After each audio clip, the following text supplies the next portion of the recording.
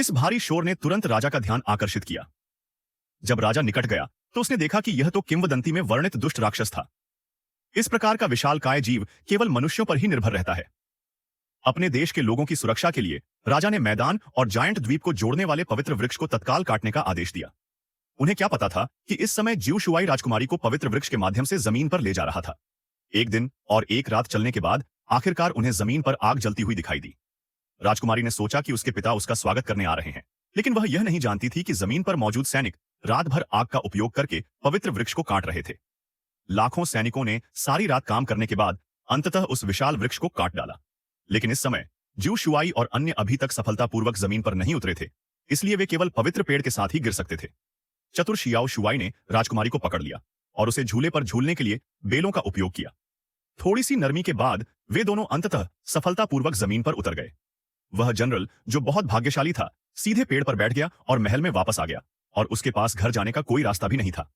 इस समय दिग्गज मनुष्यों पर हमला करने के लिए पवित्र वृक्ष पर सवार होकर जमीन पर जाने की तैयारी कर रहे थे, लेकिन जब उन्होंने पाया कि पवित्र वृक्ष गिर गया है तो दिग्गज क्रोधित हो गए।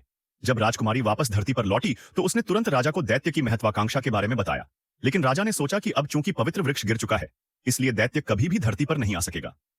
फिर वे अपनी सेना के साथ शहर लौटने की तैयारी करने लगे, लेकिन उन्होंने कभी यह उम्मीद नहीं की थी कि विशालकाय नेता ने चट्टान पर स्थित पवित्र वृक्ष के कई बीज उठा लिए होंगे। जैसे ही नेता ने परी हवा की सांस छोड़ी, बीज एक के बाद एक पानी में गिर गए और अगले ही पल कई परी बेलें जमीन से उगाईं। नेता के आदेश का पालन करते हुए दिग्गजों की सेना ने अपने शरीर का उपयोग करके बेलों को झुका दिया और जमीन की ओर बढ़ने लगी। जब नश्वर दुनिया से ज्याओ शुआई ने यह देखा तो वह तुरंत अपने घोड़े पर सवार होकर राजा को सूचित करने के लिए दौड़ा, लेकिन तब तक बहुत देर हो चुकी थी। बेलें पहले ही जमीन तक बढ़ चुकी थीं और दिग्गज भी एक के बाद एक उत्तर आए थे।